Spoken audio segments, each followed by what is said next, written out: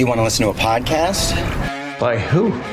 Georgia GOP Congressman Doug Collins. How is it? The greatest thing I have ever heard in my whole life. I could not believe my ears. In this house, wherever the rules are disregarded, chaos and mob rule.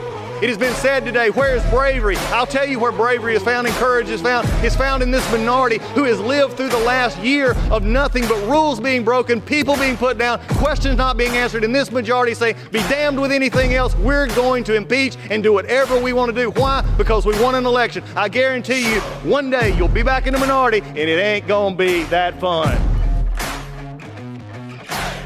Hey everybody, welcome back to the Doug Collins Podcast. Got a great show for you today. I hope, by the way, before I get to the Today show, I hope you enjoyed the Amity Schlay's podcast from Monday and her discussion on the Forgotten Man, Coolidge biography. By the way, also The Great Society, Amity Schlay's. You don't want to miss this. It's some good stuff, and it really hits at what is going on in the world right now. So share that video, share that podcast. If you missed it, go back and download it, share it with some friends. If you want a good look at where we are economically, that was a podcast you don't want to miss. So go back and pick that up.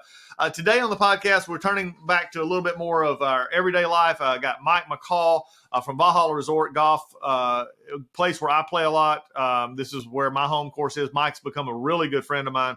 PGA professional, one of those guys that can just walk up, take your club, and hit the ball straight as an arrow, 200 yards. I mean, it doesn't matter what. I mean, just amazing guy. He's got some great advice for you if you're cleaning off your clubs, getting ready for another season, especially down here in the South. You're coming down from the North. It's time to get ready. A lot of good discussion. Also, great comments about the differences in the PGA Tour and the LIV Tour. So, going to get into that controversy, but we're going to get into that in just a little bit. I don't want to not overlook, again, another tragedy in Nashville yesterday and this week of what happened in the shooting at the school. Again, a tragic person, mentally unbalanced. I don't care what anybody says. You don't do that without having a problem in your life. Also, it's really interesting to me is, again, we're starting to hear some of the, take the gun mentality from this because they were using AR-15s and others in this situation. This was someone who posted online that they were choose a target that was not defended. Again, soft targets are the problem here, folks. And it takes nothing away from the tragedy of the ones who've lost life. I'm in prayer for them. I prayed for them. And you can't make it up. You can't take a parent and give them their child back. That just doesn't happen. But it is sad to me that the more we're seeing that the more and more of these shooters are picking soft targets. In other words, targets that are not hardened. They're not, in a way of being protected. It should be more of the concern to us. And then you're going to have the whole issue with the transgender issue here. And you've already noticed that they're not talking about this as much in the mainstream media. Folks, it needs to be talked about. It was pointed out by someone just the other day that just in the last few hours about this tragedy, that they want to go after the, quote, assault rifles, in which you had 7 killed yesterday, but yet at Virginia Tech just about 15 years ago, you had somebody with a handgun kill 30-something. I mean, folks, it's the target, not the weapons being used. People who have mental imbalance, who want to do things like that, will find whatever weapon they can to cause harm. We've got to make sure that, especially at these targets where our most vulnerable are, is finding ways to protect them. A lot going on in other areas as well, but my prayers are with the folks in Nashville as they deal with this situation, and I pray that we find good solutions going forward in this. Also, just as we look around in our communities and our society, as spring comes, as people get outside, make sure that we just get back into. There's a poll that came out this week that talked about our values of patriotism, faith, community involvement. We're all plunging, folks. We're all in this together. Okay, we got to realize Americans are Americans, and that is what set us apart for so many years. And so, don't neglect your friends around you. Don't neglect your family. You never know when you may not see them again. Say that you love them. Tell them that you care about them. Make sure that you're involved in your community's life. Why? Because it makes you a better person. It makes our communities a better person. And that is just a thought for my day. Now, let's get into some fun with Mike McCall from Valhalla Resort and Golf Club. You will not want to miss this, especially if you love to play golf. Talk to you later. Hey, everybody, you know about Legacy Precious Metals. Legacy Precious Metals, you hear from them. We talk once a month. We talk about Legacy Precious Metals, talking about precious metals being part of your portfolio, how they're your navigator. Well, now they're not only navigating in a new way, they're actually giving you a new way to buy gold and silver. In fact, Legacy Precious Metals has developed a revolutionary new online platform that allows you to invest in real gold and silver online. In a few easy steps, you can open an account online, select your metals of choice, and choose to have them stored in a vault or shipped to your door. I'm more of a ship to my door kind of person. I enjoy having them with me, but they can do it either way, and you can now do it online. It gives you real access to a dashboard where you can track your portfolio growth in real time, anytime. You'll see transparent pricing on each coin and bar. This puts you in complete control of your money. This platform is free to sign up for. Just visit legacypminvestments.com and open your account and see this new investing platform for yourself. Gold hedges against inflation and is against a volatile stock market. A true diversified portfolio isn't just more stocks and bonds, but a different asset class. This platform allows you to make investments in gold and silver, no matter how small or large, with just a few clicks. Remember, do as I have done. Go to legacypminvestments.com and get started today. And now you've got a new tool to help you along in your investments. Hey folks, MyPillow is excited to bring to you their biggest bedding sale ever. For a limited time, you're going to get the Giza Dream bed sheets for as low as $29.98, a set of pillowcases for only $9.98, and rejuvenate your bed with a MyPillow mattress topper for as low as $99.99. $99.99, get a mattress pillow topper. Look, they come in all sizes. They got all kinds of stuff, blankets. They've got duvets. They've got quilts. They got comforters. They got body pillows. They got bolster pillows. They got all that big discounts. And also, they're extending their money-back guarantee for Christmas until March 1, 2023, making them the perfect gift for your friends, your family, and for everyone you know. Folks, and just from a personal note here, I have the Giza Dream sheets. They're on my bed right now. I slept on them last night. Some of the best sheets that we and Lisa and I have ever owned. They are worth, at this price, they're a steal. My wife and I have bought bed sheets, linens at much higher cost. It's supposedly much higher quality.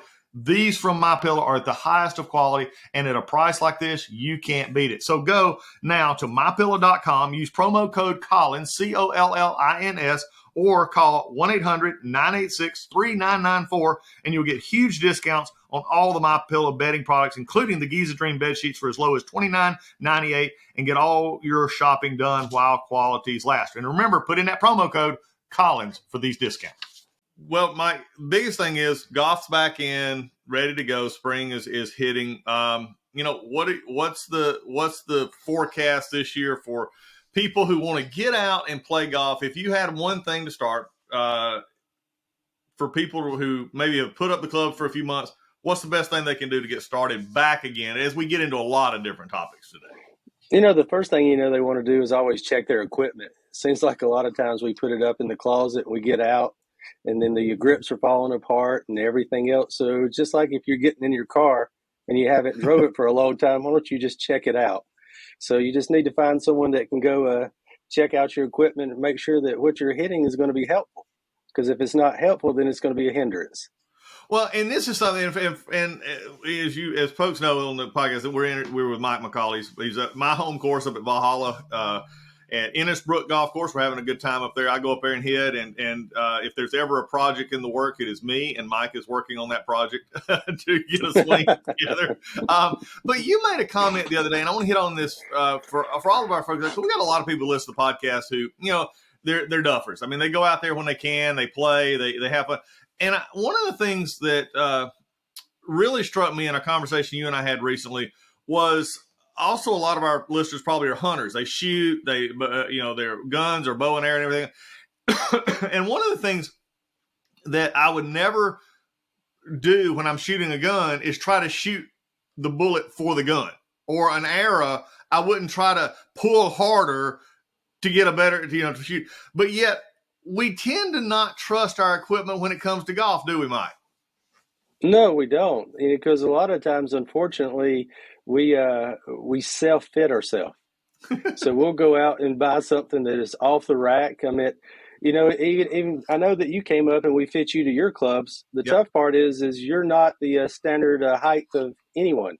You're a little bit taller. You have longer arms. Yep. So there's no way. If all of a sudden you self-fit yourself and you say, I'm 6'5", then I need longer clubs, and you get them, they could be wrong.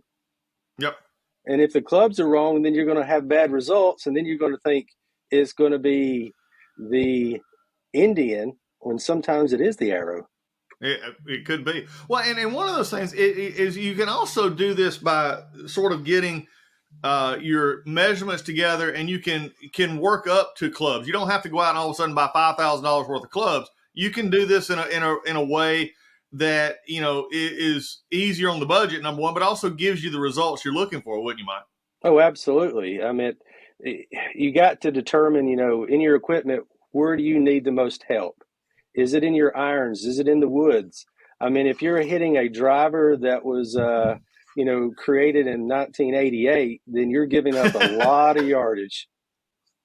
Yeah. I'm just a funny here. Is there such a thing, Mike, as a wood anymore? No. They're called metal woods.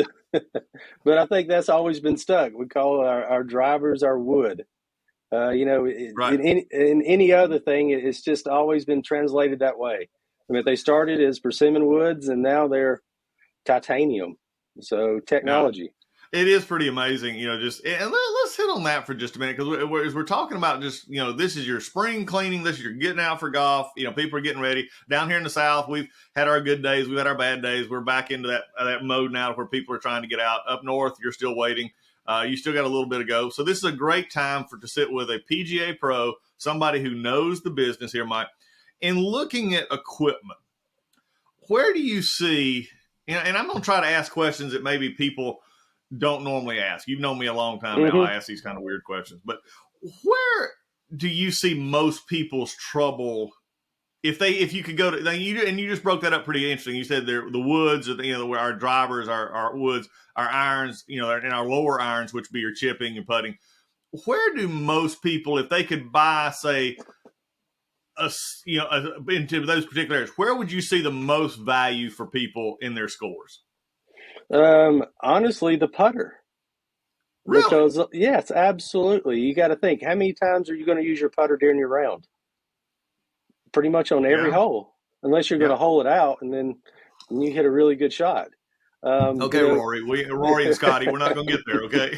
I mean, we know that we get fit to our irons and our woods, but there's very seldom that, we have people come in and say, I need to get fit to my putter, because the loft, the lie, the length, it has all an effect. I mean, if you look at the world of teaching, there's an art to how we go about, teaching the swing, but there's a science to putting. And it's a slower movement, so you can get more data. And, if you're getting the ball rolling better, then you're going to have a much higher likelihood of making putts. I mean, a putter is going to salvage your round. Wow. Tiger Woods has always talked about that being one of his, biggest, he was known for, of course, when he first came in, the 300-yard drive was John Daly and a cigarette. I mean, it was, nobody was really, Yes, absolutely. By the way, folks, on a tight note here, if you ever get a chance to watch the John Daly 30 for 30, rip it and grip it, hit it hard, is both sad and funny at the same time to see somebody who could play. And again, before we get back into golf, doesn't a John Daly story make you just question everything about golf? I mean, here's somebody who is just all over the place in his personal life, all over the place and everything, but yet can step on a golf course, take a club, and it different weights literally in his life, win a PGA championship, win a British Open, win other players, and can still shoot in the mid-70s. Oh, absolutely. I bet he has a lot of raw talent. But the one thing is, it don't matter how you swing. If you know your mechanics and you know what you have to do to achieve that result and you can repeat it, then you're going to be good. I mean, it could be absolutely wrong, but if you do it the same way every time, then you're going to end up good results because you have the ability to aim different directions. Yeah, the Lee Trevino world of golf, Absolutely. I mean, Lee is one that, if you try to pick a model swing, no one ever goes to Lee. But the one thing about Lee Trevino is he had some of the best fundamentals in how we use the ground Right. His footwork is impeccable, and he understood his I mean, swing. that's amazing. As we look at one of the things that we go through uh, in looking at fundamentals is golf the repeatable aspect. Is that the big thing with golf? Is finding the right motion, the right swing that hits for you, but then repeating it over and over and over and over again. Oh, absolutely, absolutely, and you need to do that along with your PGA professional.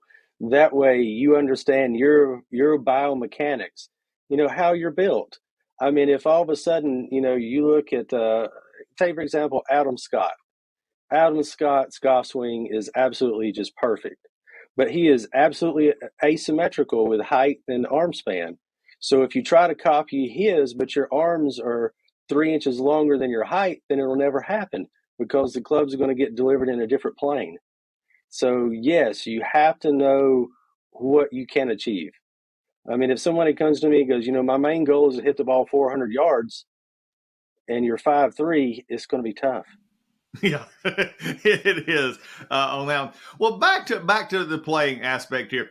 Going back to getting ready, getting that preparation done, and I think this is something that we've talked about, you and I talking as we go through. The swing, the feet, staying centered, staying steady. What are some good things? And you mentioned something to me that I had never really thought about. I'm an old baseball, football, basketball player. When I warm up, it's, do a 5-10 jumping jacks, pull my leg back, stretch down. Over the last few weeks, though, you have forced me to take a pole, basically, and begin to do more stretching side to side, up and down, and spending – I'm not through the 45 minutes yet. I'm making a full confession here, but at least more than just 2 or 3 minutes here. How important? Let's take an off the golf strategy. How important is that stretching and that to the once, twice, at most 3 times a week golfer who's just trying to stay in the 80s or break 100 or break? How much is that important? It's very important. It was funny. I was just scrolling through Instagram the other day, and then I saw someone post a picture of a golf tournament. And the most interesting thing to me was someone had a yoga mat, and they had it rolled out right by the putting green stretching. And then somebody goes, "Don't bet against him." I mean, basically what that tells me is that physiological change that you have to do with the body. If we have a vision that we want to get to, we want to get deeper in our swing, the club higher. If we physically can't do it, then we're never going to achieve what we want.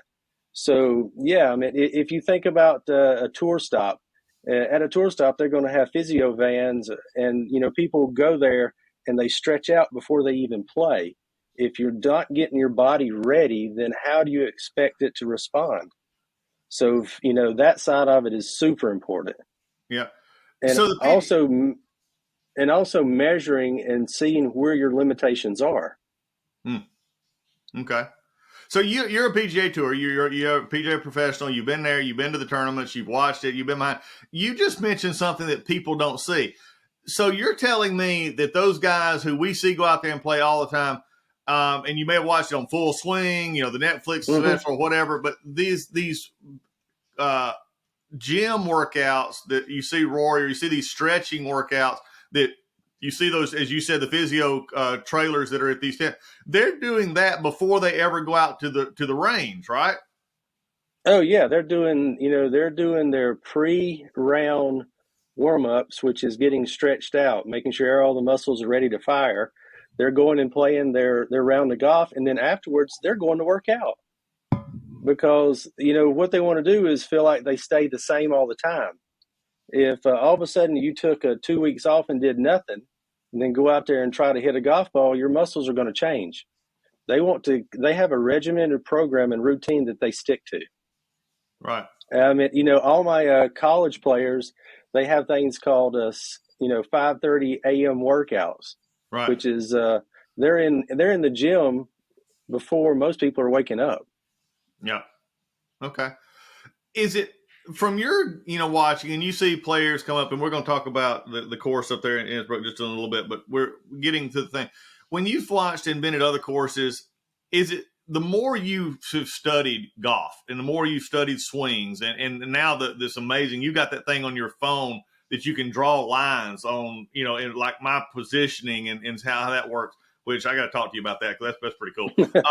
Anyway, in my head, yes, I'm a head bouncer, folks. As you cannot tell in the thing, I move my hands, everything else. Mike has got my legs down to where they're not moving now, so that is a good thing. So, I'm not swaying tire of pizza here on something. But is it more and more amazing to you as you get older that golfers who maybe play once a week, twice a week, they maybe hit a couple of times, can still be consistent? Does that still amaze you now?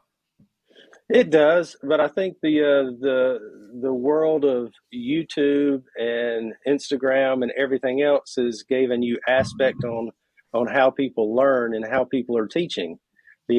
Sometimes it's like going to a casino and rolling the dice. You might find something on Instagram that does fit you. Right. But there's a high likelihood you're going to find something that doesn't. So that's why I say you always go to your PGA professional and say, hey, I saw this the other day. Do you think it could apply to me? Yeah. Well, that brings me to a lot of these aids that are out there, training aids. I saw one the other night that looked like a stick that broke in half. You put your arm up under here, and it's supposed to. What's your? I'm sure they have some value. Frankly, I've never seen a professional use it. But is those like the towels under the arms? What are the things like that out there that are legit? Or maybe some things that you just say, like you look at the Vegematic or whatever, say, folks, don't go buy this thing. This is just not going to help you. Like the broken Indy club. I never understood that one. Where it's supposed if you hit it, it stayed in. But if you went off just a little bit, it broke. It's like, okay, I don't understand this. I think a training aid has a purpose. But first you got to decide, is it going to correct something I'm trying to do? If it's not going to correct something I'm trying to do, then you might be, jumping in the wrong realm of where you need to work. There's a lot of good training aid. There's a lot of some that make me question. But in the end of it, everybody's trying to sell their widget, and I call a training aid a widget. And at the end of it, the reason it is for sale is it's for sale. Right. So the goal is to find something that will tie in to what you're working on. And the one that you was talking about earlier that goes under your arm here is trying to stay connected rotation. If you disconnect from it, everything starts flying. You get this chicken wing and other things happening. But training aids are important. But first you got to, one, understand what it's trying to do and how to properly use it. If you're using it wrong, then it's going to create more of a problem. Well, and it could be working on something that's not a problem for your swing. Yeah, and that's why you have to have that trusted PGA professional that you can go talk to and say, look, I got this. I have one of my students that his dad loves training aids. And it don't matter what it is. I can say the word training aid and his eyes just pop up and he goes, here's my card. I'll order it now. I think he's probably up to 15 or 20. Oh, wow. And if I give him 5 more, he'll order them. But there's a purpose for everything, and you have to first identify why I'm going to use it and what is that effect. If I don't know what it is, why I'm using it, what's the effect, then why do I do it? Well, why do we tend to? Is this the old guy and gal mentality? I'm gonna put it to both. That it's a sport. I can just go out there and do it. I'm a jock or I'm a thing. Why do we apply that? Because golf is so unique in its ability. It's kind of like tennis in a sense. There's a flow to it, but golf is so mechanically driven, more than football. A good swing, and baseball is probably your closest analogy. In many ways, it is. The toughest part about golf is one side that we hardly ever hear mentioned is it's mentally taxing, because I don't know if you've been out there and hit a shot. All of a sudden you hit that shot and you think of 15 different reasons why it went that way. And then how you're going to correct it when you get to the next shot. And then you just hit that one, and 5 minutes later you got to the next one and you've already created a new swing in your brain. Well, it's like last night. I was actually out working on, and folks listening to the podcast here don't let's see Mike fall out here. I was working on my chipping with my 56 degree. I had my flop doing about 20, 30.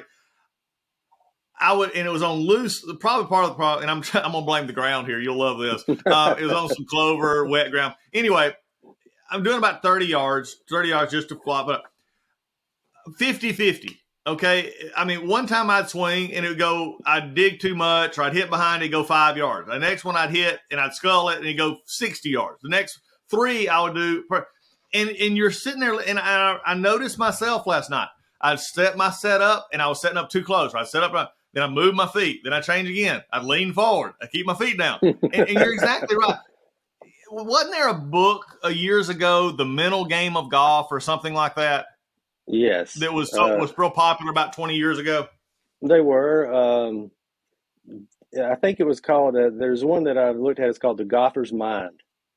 Okay. And, all of a sudden it's how you approach things, how you, one of the things I think as far as in the golfer's mind, if you can create a routine, stick to the routine, get involved in the routine and get caught up in the routine, then you don't start, thinking about what is the result going to be.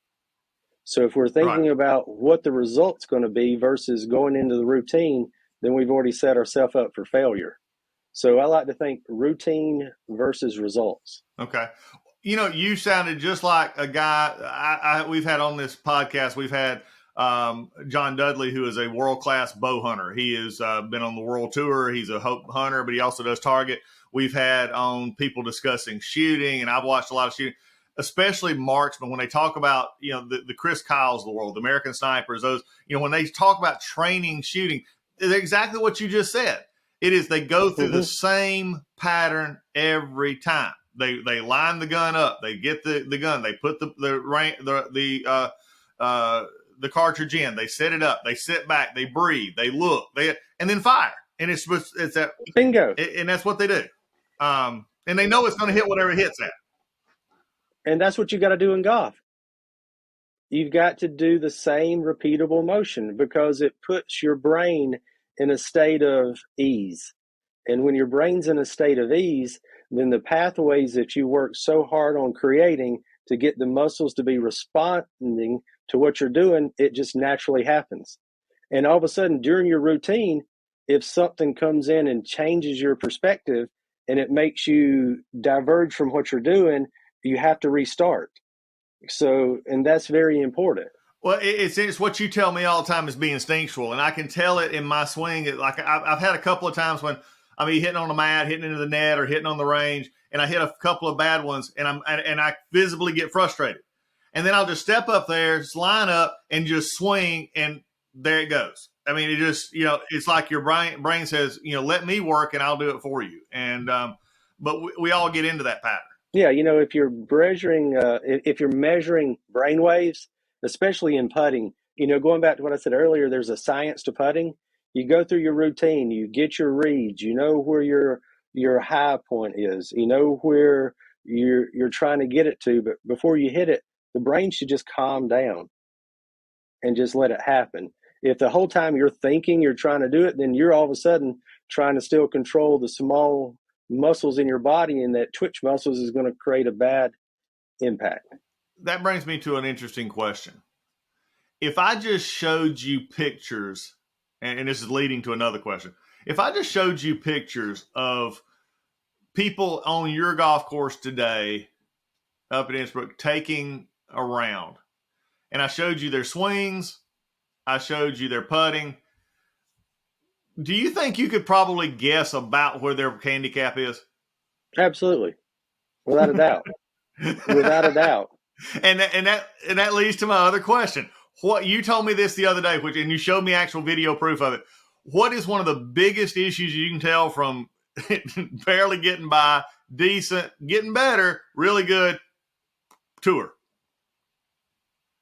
You showed me a picture of what happens, how their body looks on their swing. Yes.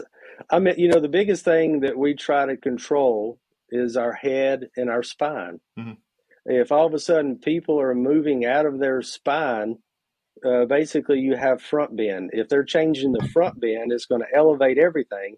If you elevate the rib cage, the pelvis, the knees, then all of a sudden the arms are all connected to that, so the club's going to move up. I mean, staying centered, staying stable is the key to getting that club back to square. I mean, movement it's almost a double-edged sword. You got to have movement, but you have to have stability, and that's why we go into that world. You've got to be more rotary. You got to be able to turn in that plane and then execute it there. I mean, movement is good, but it also could be the detriment to the game as far as your game. Yeah, and then making that turn and having your body facing where you're hitting that's a huge aspect to this. Yes, and the other thing that I see a lot is people don't know how to properly align themselves up to where their intended line is or where they're trying to hit. A lot of times they have that what I call that carry-on knowledge.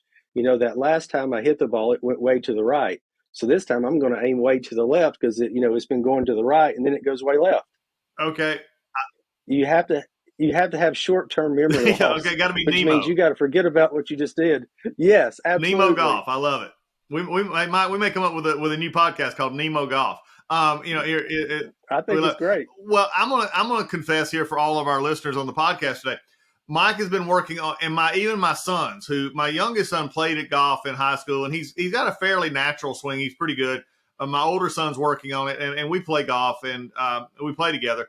And one day, about 3 weeks ago, we were up playing at Innsbruck, and we played, and Cameron, my youngest, said, "Well, you hit it where you're aiming." I said, "What are you talking about?" He said, "Look where you're aiming." He said, and I was set up literally not thinking, but last night, breakthrough here. I am lining up, working on the chipping, and I realized that your body has to be in line with your target, not your eyes. And so I know this may sound, and for all of our listeners, I know you've learned it. I share on the podcast a lot, but for me physically, I was still using what I would, and almost, and Mike, you've watched me hit, and you've actually brought this up to me. I'm using about a 10-degree off angle because I was using my eyes to say, okay, I'm looking at it. I'm okay, not realizing that I've not turned my body to where my body, the target and the body are the same instead of like this. I turn like this. Yes. I mean, I wish I would say that I hit everyone within 3 inches of that. After that, it didn't happen. But at least now I can understand what you're talking about setting up is so important, and getting somebody to watch for you or even videoing you. Is that important for a golfer who's trying to improve their score, to have somebody video their swing? It's very important because, if you look back, what I look at is how do we learn? I mean, how did we learn to walk? Yeah, we watched. How did we learn to write? We watched. I always use the analogy as a small child. I'm sure the first thing that was on our brains was, there's food over there. I've got to get up and go to it because, if it's there, I got to get to it. So we learn by watching what other people do. So with the new technology, phones can video the golf swing at such a good rate that you can see everything. So that is very critical to know where we're lined up. It's that old analogy of the two train tracks. Train tracks are parallel, but if you're looking at them, they start to look this way. So, and that's when we get off because we think there's going to converge at some point in time, but it's equal distance no matter where you go. And then the other thing you have to use is an intermediate target. I mean, when you're trying to identify where you're trying to hit to, if you're looking at 200 yards out, your brain will start playing tricks on you, and you change your alignment based on what you see versus something, 18 to 24 inches in front of you. Just aim the club at it, square your body up to that club or get it perpendicular, and then you're good. And then identify what you're trying to hit. You said a little while ago how the eyes play a major role into it. And it's also a major role in putting. And that's why one of the first things we want to do is you got to have your putter length proper enough where you're getting your eyes over the ball That way, when you do turn your head, you're looking down your line. So that is probably the only time in golf we're trying to get over top of it to see the line where it's in our true form. Wow. Okay. And that's why the lines on the and I've watched this and I have actually an aid here but a ball marker, putting the line on the ball, those kind of things like that for those who are watching on our video and playing that. I always wondered why. I always just thought it was, something for the good golfers. They just do this because they want to look good. It really matters how that ball rolls when you're putting it. I mean, we think about the 300 yard and 300, like I was watching the match play this weekend, and it really just, at a moment, watching Rory and Scheffler and Cohen, these guys, and their perfect turn. I mean, 360 yard drives. I mean, just unheard of. But yet, they get on the putting range, you still see their balls that they have on the green have the lines. They're looking for that line. What's that difference? I mean, the main thing is what you're trying to do is going back to that routine. You have a routine on what you do when you're looking at a green. You're trying to find that apex. So that little line that you draw on there, you set that ball down and point it at that apex. So that gives you your intended direction. And then you can square yourself up to it. So there's very seldom in putting that you're actually aiming at your intended target. You're just trying to let the slope of the green and gravity feed it along with the grain could be pushing it to where you're trying to get it to. When good putters never try to hit it at the hole, they try to hit it to their apex where it'll feed. It'll feed into it. TaylorMade now has, and I'm sure if this is popular, it'll be others will start doing it. And TaylorMade now has made a stripe, basically ball that sort of incorporates that into it already. Correct? That's cool. I mean, I can't wait to look at that as we go forward. All right, folks. One of the things I want before we're going to transition here, because if you got a tour pro in there, we got to talk fun about the tours. But biggest lessons out of this, let's just recap real quickly. Consistency, good consistency. For me, here's the problem: practice doesn't make perfect; it makes permanent. And so so if you got a bad swing and you keep swinging the same way, you either better know how to overcompensate for it, or it's just going to stay bad. So practice is good, but good practice is better. And absolutely, yeah, that's one thing. Number two is getting equipment that fit, even if it means 2 clubs a year. Just find you clubs that fit and then adjust the rest. And then number 3, again, having some, save up, ask for it for, birthdays money, save your money if you can, go to a professional or watch the professionals and get some help, as you go along. So Mike is great. If you're in Helen, if you're up in that part of the way, we're going to give you some more information about the course and the resort here in just a minute. But, you can go see him. There's other PGA professionals, but this is just a morning, that we're sitting here talking, saying, hey, look at these ideas about your head, your swing, your stance, your lineup, your equipment, putting. Those are the kind of things that will get you there. Because remember, we all like to have the huge drives. We all like to have the 300-yard drive.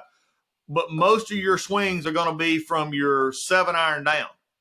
And if you don't know how to hit from your 7-iron down to your putter, you can hit 380-yard drives all day long, and you're still going to double bogey off. Is this. So those are the things to talk about. Switching gears now for a minute. You made a comment the other day that I absolutely loved. I have been going back and forth on this PGA LIV deal for a little while. I get what some of the LIV players were talking about, saying, we're the reasons, that people come to watch these tournaments. We should get more. And the PGA, of course, holding out like the PGA always seems to do over the years. Well, we're the tournament of champions, not giving them money. So they went to LIV. But now you've set this up, and you made a comment the other day, and I'm going to let you repeat it. And it was, I said, well, how long do you think LIV will, is this going to actually last? And you made a comment about Phil Mickelson. I want you to tell me that comment again. Basically what I said is, LIV was set up on the players' benefit. The tough part is you got people that have been playing golf for 20 years. And if you add up what they've earned in that 20 years, they can make that in one. Right. The tough part is I don't know anybody that works for a living that says if I can make the same thing in 1 year that I've done in 20 years, then I'm going to go do it. But the hard part is there's going to be only so much time that people are going to say, well, I want to go watch these professionals shoot 75 day in and day out because they have, I mean, there's no cut, Right. which means that they are guaranteed to make a check. Yep. Well, and I think so, which in turns it makes me question, how much are they going to put into their craft? I believe you're already seeing that. Okay. And look, I was one, and again, for me, all these folks out there, and I get it, there's just a lot of hypocrisy going on about Saudi Arabia and Dubai and all these others. I mean, we go play tennis matches over there. We do Formula One. I get it that this is being, basically bankrolled by the Saudi government and all their human rights abuses. I'm not taking away from that. But they're also the same ones who bankroll and these Emirates countries and these others where human rights violations going on all the time. They're bankrolling those events too. So let's just be honest about that part of it. Is there a problem? Sure, they need to be addressed. But you hitting that perfectly. What I notice is after the first, when you have, number one in the world, Dustin Johnson. I mean, beautiful swing, competitive. I mean, you had Mickelson, who, ranks in top 10 of players in history. Okay. You get up, then you get some of the up and comers, the Koepkas, the Cameron Smiths, the others. But what I have noticed is I don't see any of them winning the tournaments. It's the others that we really never heard of that decided to go take a paycheck that are winning the tournaments. The ones who sort of, wanted the money, so to speak, have said, well, I've got my money. I'm not up against Rory this week. I'm not up against Tiger this week. I'm not up against John Rahm this week. I don't know if you've watched any of it, but I seem to have noticed a fall off in their play. Yeah, I mean, I'll be honest, I haven't watched any of the LIV. And you hear about it a lot. It's probably one of the biggest talked about things in golf. The fundamental thing that I have against it is it's only 54 holes. Yeah. Every other event, there's a cut, and then there's 4 rounds. I mean, and there's no cut in LIV, and it's only 54 holes. I mean, I understand that it gives, the player more time to spend with his family. That's their choice. Right. But day in and day out, I don't think there's not as much pressure to perform. And when you do that, then you're not going to work as hard. Right. And I think that you're seeing that. You brought up a great point when we were talking about this the other day, and that is some of these are going to come back and play the majors. I mean, if they've won the major, they get a right to come back and play. But they don't get a right to come back to play PGA or US Open, right?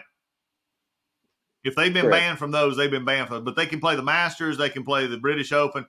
And it's going to be interesting here in a couple of weeks when the world comes back to that beautiful hamlet of Augusta and you see a Dustin Johnson, you see a Phil Mickelson down there, you see these, champions. And as you made a great point, they've not played 4 rounds of golf in a while. Competitive golf. Especially for, competitive golf at a location that, I mean, it's if you walk the grounds there, by the time you're finished, you went on a little hike. There's a lot of ups and there's a lot of downs. Exactly. Well, and the Masters, I mean, it's just the event like none other. It's just there's none other. Yeah. And I guess maybe the close second will be St. Andrews on a blustery day or something. But but this is where it's going to tell, and I think that's what's going to really happen. But what really bothered me, though, Mike, and I want your opinion on this. It really bothered me that after LIV started up, after Greg Norman. And they all got started last year and all this started going down, that Tiger and Rory, now this didn't bother me, but Tiger and Rory got everybody together, and Rory has really, I had a different opinion than I watched that series, The Full Swing, and talked about what his motivations are. And I gained a lot of respect, and I'll be very frank with it. But they got together and they said, they got the players together I think it was August or whatever, and they said, okay, look, here's what we got to do. And then the PGA, whether they want to admit it or not, except for the no cut and except for the 54 holes, have basically adopted a great deal of the LIV strategy as far as paying the golfers. And I read an article in Golf Digest or one of the other day that said basically that some of the 75 to 150 ranked players are saying now you sort of made this, if you get the top 50, we're going to cater to you. And that's sort of what, and I said, okay, I can see that. Why did it take the LIV for PGA to actually do that? I think, the hard part is we get very caught up in, doing what we do the same all the time, even with our golf swing.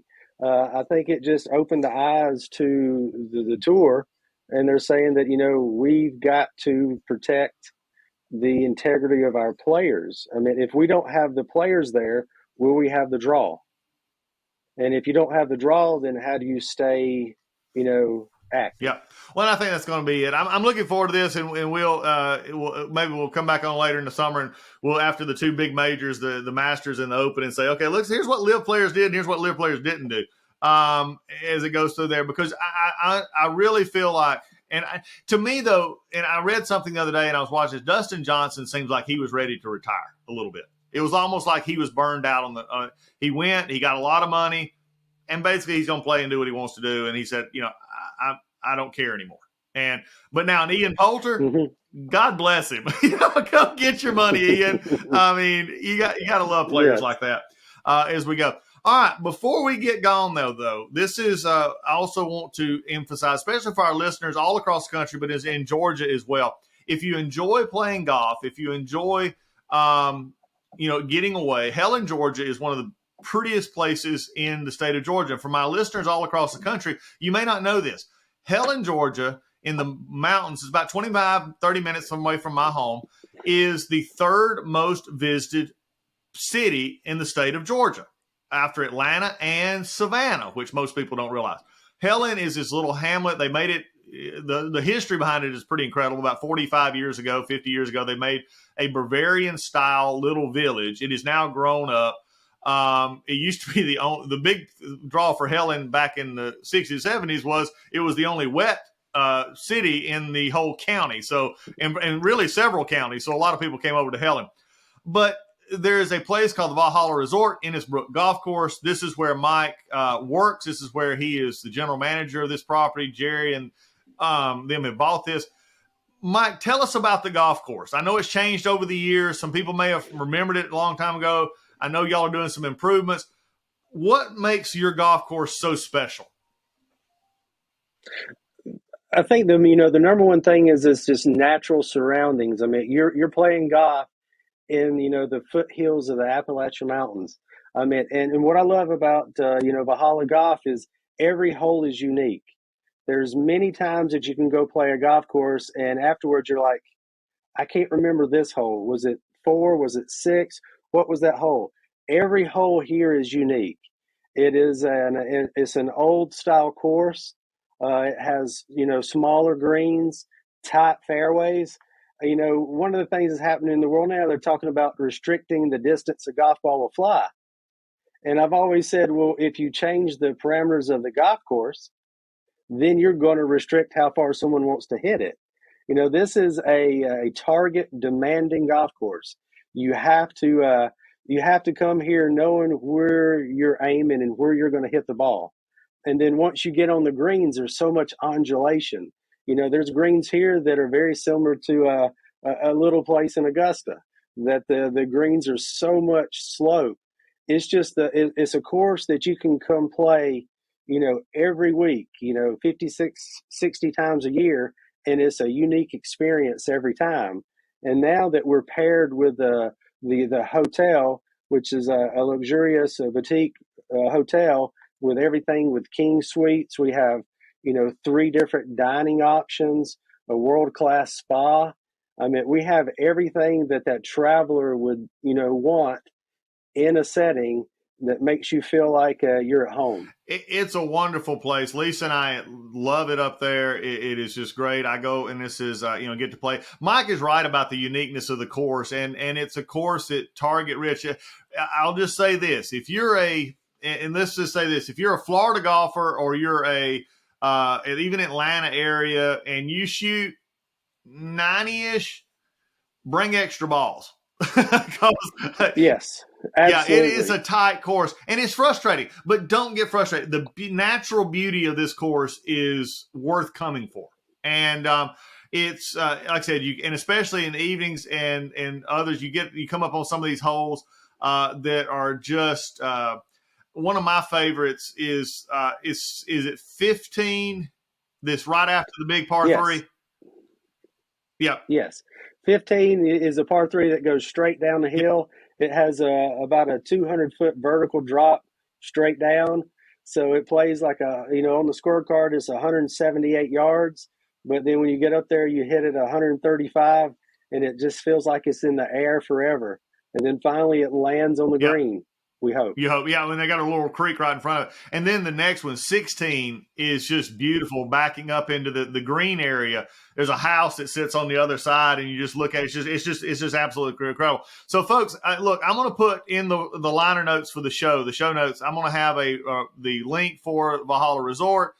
Just where you can get in touch with the hotel part. If you're just coming up, I mean, even coming for a few days, go to the hotel, got a spa, you've got the quaintness and the fun of Helen, and then you can get in a great round of golf or go down. Or if you got a few days to spend, call Mike ahead of time, see if you maybe could get in on their some lessons, but also they have the what do you call it, simulated golf as well. I mean, there's things that you can play there. If the weather happens to be bad, you can always look into that option as well. But again, the folks at Valhalla are great folks. They mean the world to me. And Lisa, can't think of just a cute more place to go. Lisa and I spent several nights up there, and it's only like I said, about 30 minutes from the house, but it's a getaway. With the Sky Bar, you're overlooking the Appalachian Mountains, Chimney Top. There's just so many things up there that you want to. And for me, especially in the spring, summer, and then into the fall, you get up there and you go to one of the cabins, or you sit out back on the Sky Bar up there, and the fires, the campfires are rolling through the mountains. It is just a beautiful place. The smells, you will want to keep coming back. So you're going to see this in the liner notes. You'll see the how to get in touch with Valhalla. This is the first, but not the last time I'm going to have Mike on to talk more about golf as we go forward here on the Doug Collins podcast. But folks, got a lot of good things here. Keep your head still, keep your body straight, make it a consistent swing, and this year's golf will turn out better for you. Mike, thanks for joining me today. Thank you for allowing me to be on the podcast with you. And we look forward to people visiting our wonderful resort.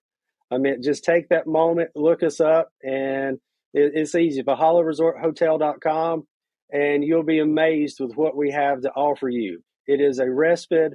It's a great place to get away. And the funny thing is, when you get here, it's like time stands still.